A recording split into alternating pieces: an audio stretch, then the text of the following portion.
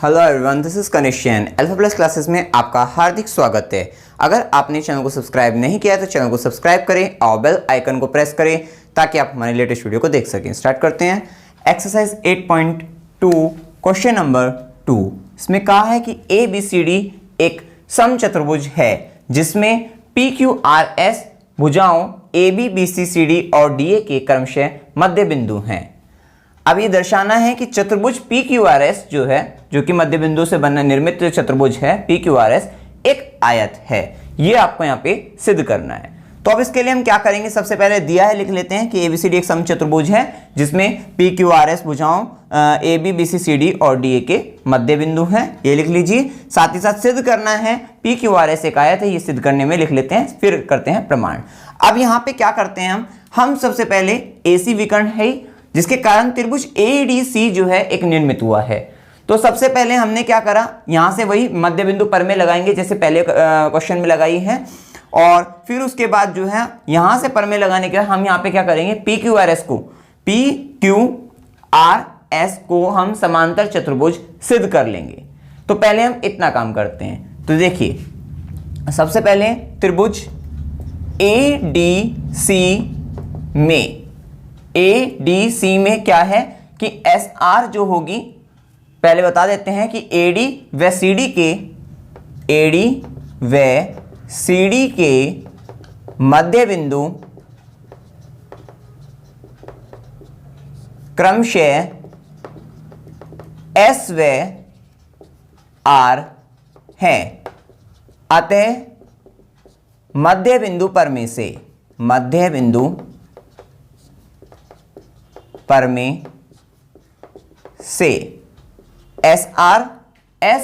मध्य बिंदु पर में क्या कहती है कि त्रिभुज कौन सा है, जैसे ADC, तो त्रिभुज की दो भुजाओं के मध्य बिंदु मतलब S और R को मिलाने वाली जो भुजा होगी SR, वो क्या होगी, जो तीसरी भुजा है। क्योंकि अब त्रिभुज कौन सा है, ADC, तो तीसरी भुजा क्या होगी, ये AC जो होगी। तो त्रिभुज की दो भुजाओं के मध्य बिंदु को मिलाने वाली भुजा जो होगी वो तीसरी भुजा के क्या होगी, समांतर होगी और उसकी आधी होगी। तो यहां से SR क्या होगा, समांतर होगा AC के, और SR बराबर 1/2 AC, समीकरण इसको कह देते हैं हम 1। क्लियर हो गई इतनी बात। अब इसी प्रकार से त्रिभुज ABC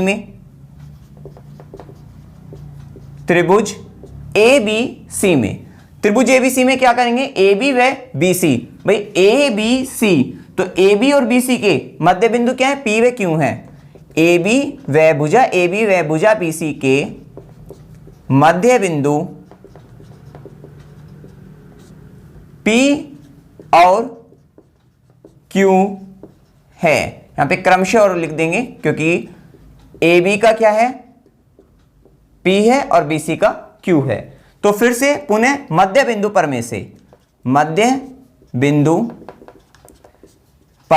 से देखिए, जैसे हमने यहां पे लिखा है कि मध्य बिंदु पर में से, तो आपको मध्य बिंदु पर में जो बोली है उसको यहां पर लिखना भी है। तो अब यहां से क्या होगा कि PQ समांतर क्या हो जाएगा, PQ समांतर AC हो जाएगा और PQ बराबर 1/2 AC हो जाएगा। समीकरण 2, 1 और 2 से, जैसे पहले क्वेश्चन में क्या, इतना तो आपको यहां पे करना ही है। तो समीकरण 1 व समीकरण 2 से, तो 1 और 2 से क्या पता लगता है, SR AC के समांतर है और PQ AC के समांतर है। इसका मतलब SR और PQ आपस में समांतर हो जाएंगे।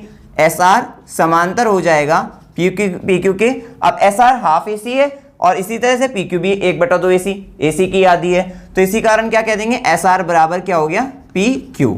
और अब आप जानते हैं कि अगर कोई भी चतुर्भुज हो, उसकी कोई सी भी समूह भुजाओं का अगर युग्म की अगर हम बात कर लेते हैं, अगर वे आपस में बराबर हैं और समांतर हैं तो उसको हम क्या कहते हैं, समांतर चतुर्भुज कहते हैं। अब यहां पे क्या हुआ कि ये जो SR है वो समांतर किसके है, PQ के है, एक बात, और SR बराबर PQ भी है। तो इसलिए हम कह सकते हैं कि जो PQRS चतुर्भुज है वो क्या होगा, समांतर चतुर्भुज होगा। अतः PQRS एक समांतर चतुर्भुज है, समांतर चतुर्भुज है। लेकिन अपने को यहां पर जो सिद्ध करना है वो क्या सिद्ध करना है, हमें यहां पे सिद्ध करना है कि PQRS क्या है, एक आयत है। तो अभी आयत के लिए अगर हमें क्या करना पड़ेगा, ये जो कोण होता है आयत की अगर हम बात करते हैं, देखिए समांतर चतुर्भुज की क्या होता है कि सम्मुख भुजाएं क्या होगी, बराबर होंगी, समांतर होगी, ये आपने पढ़ा है। अब आयत में क्या होगा, सम्मुख भुजा की बात करें तो वही बराबर समांतर, एक तरीके से आप यहाँ पे से कह सकते हैं। तो लेकिन यहाँ पे क्या होगा, आपको यहाँ पे प्रत्येक कोण जो होगा वो क्या होता है, 90 डिग्री होता है। क्या होगा, प्रत्येक कोण 90 डिग्री होगा।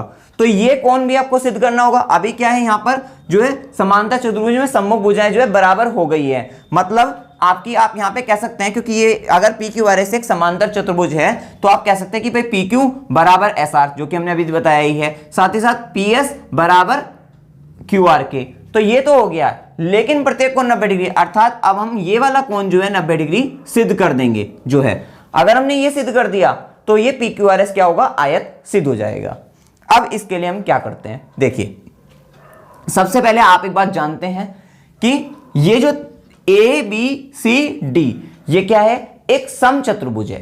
क्या है, समचतुर्भुज। और समचतुर्भुज के विकर्ण क्या होते हैं, समकोण पर समद्विभाजित करते हैं। तो यहां पर क्या होगा, ए बी सी डी जो है एक समचतुर्भुज हुआ, तो विकर्ण क्या होंगे, समकोण पर समद्विभाजित करेंगे। तो यहां पर क्या होगा, ये जो कोण होगा, मतलब जहां पे ये विभाजित करेंगे तो ये कोण क्या होगा, 90 डिग्री, समकोण का मतलब, अर्थात ये कोण क्या होंगे, 90 डिग्री हो जाएंगे। ये कोण हो गया, या ये कोण हो गया, या ये वाला कोण हो गया, इस तरीके से जो है कोण 90 डिग्री का हो जाएगा। तो अब आपको क्या करना होगा, मतलब ए ओ डी, तो यहां पर क्या होगा, चूंकि कोण ए ओ डी बराबर क्या है, 90 डिग्री है, बराबर 90 डिग्री है, बता देना आप, यहां पर लिख देंगे, यहां पे समचतुर्भुज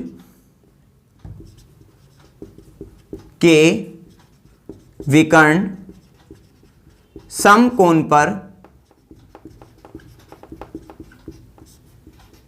समद्विभाजित करते हैं, समद्विभाजित करते हैं, ये आपको यहां पे लिख देना है। उसके बाद क्या करेंगे, अब हम यहां पे देखिए, अब ए ओ डी 90 डिग्री है, ए ओ डी 90 डिग्री है। अब यहां पे हम क्या करेंगे, हम इसी वाले को ले लेते हैं, यहां पर नाम दे देते हैं m और यहां पर दे देते हैं नाम n, ये दो नाम हमने और दे दिए। अभी अपने को यहां पे क्या करना है, देखिए अब यहां पे अगर इस चतुर्भुज की बात करें, सिर्फ एस एन ओ एम, अगर इस चतुर्भुज की बात करें, अगर इस चतुर्भुज को हम जो है यहां पर मतलब समांतर चतुर्भुज सिद्ध करेंगे, इसको हम कैसे करेंगे वो भी हम बताएंगे। अब इस चतुर्भुज के हिसाब से यहाँ पे कोण का नाम क्या हो गया, एम ओ एन। तो यहाँ पे भाई ये कोण क्या है, 90 डिग्री है, इसको आप पूरे से लोगे ए ओ डी कह सकते हो इस कोण को, भाई इस कोण को। साथ ही साथ अगर यहाँ पे एम और एन बिंदु ले लेते हैं हम यहाँ पे, तो इसको क्या कहेंगे, एम ओ एन, ये भी कह सकते हैं, ये भी कोण 90 डिग्री ही है।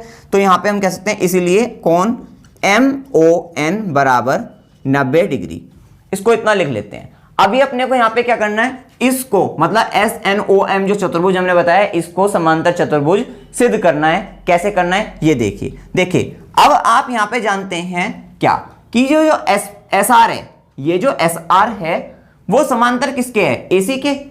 ये तो मध्य बिंदु पर में से यहां से पता लग गया था ना, एस आर जो है समांतर है एसी के। तो आप लिख सकते हैं, चूंकि एस आर समांतर है एसी, क्लियर हो गई एक बात कि एस आर जो है एसी के समांतर है। तो अब आप देखते हैं कि अगर एस आर को मैं एसी के समांतर कहता हूं, तो ये अगर एस आर कितनी भी बड़ी क्यों ना हो, तो उसका कोई भी पार्ट जो होगा वो भी एसी के समांतर होगा। मतलब एस एन जो होगा, एस एन जो होगा वो किसके समांतर होगा, ओ एम के कह सकते हैं ना। तो एस आर समांतर एसी या एस एन समांतर ओ एम, एस एन समांतर ओ एम या एम ओ, ठीक है, ये हो गया। साथ ही हम क्या कह सकते हैं यहां पर कि अगर हम एसपी की बात करें, क्योंकि पीक्यूआरएस क्या है, एक समांतर चतुर्भुज है, और समांतर चतुर्भुज की अगर हम बात करते हैं, या फिर आप अगर हम बात करते हैं मध्य बिंदु पर में लगा लेते हैं कि जो एसपी है, एसपी किसके समांतर है, बीडी के, एसपी समांतर है बीडी, या कह सकते हैं कि जो एसपी है मतलब एसएम है वो समांतर है ओएन के, एसएम समांतर ओएन। इतनी बात आपको यहाँ पे क्लियर हो जानी चाहिए, बहुत आसान बात है, कोई बड़ी बात नहीं है यहाँ पर कि अगर कोई भी भुजा किसी भुजा के समांतर है तो उसके भाग की अगर हम बात करें, किसी भी पार्ट की बात करते हैं, तो वो भी आपस में समांतर हो जाएगा। यही हमने यहाँ पे लिखा है। और अब जानते हैं अगर ये चतुर्भुज है एस एन ओ एम, अब इसमें क्या हुआ, ये भुजा इसके समांतर हो गई, ये भुजा इसके समांतर हो गई, तो आप इसको कह सकते हैं क्या, कि SNOM क्या होगा, एक समांतर चतुर्भुज होगा। 1 2 इसको समीकरण 3 कह लीजिए। समीकरण 3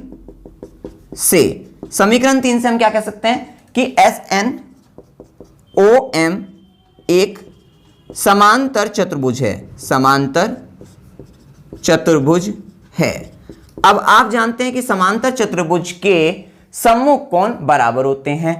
अब SNOM को हमने क्या बताया, समांतर चतुर्भुज सम्मुख कोण मतलब ये कोण इस कोण के, मतलब कोण NSM जो है बराबर होगा, या MSN जो है वो बराबर होगा कोण MON या NOM, कुछ भी कह सकते हैं आप। तो ये कोण इस कोण के बराबर, या फिर ये कोण जो है इस कोण के बराबर। तो इसका तो काम नहीं है क्योंकि यहां पे ये 90 डिग्री है हमारा, तो हम क्या करेंगे, इन दोनों को बराबर कहेंगे। जो है सम्मुख कोण बराबर होते हैं, ये आप जानते हैं। इसको इसमें लगाया तो यहां से कहेंगे इसलिए कोण MON बराबर होगा कोण MSN। अच्छा, अब MON क्या था, 90 डिग्री था, तो इसीलिए क्या होगा, बराबर क्या होगा, 90 डिग्री।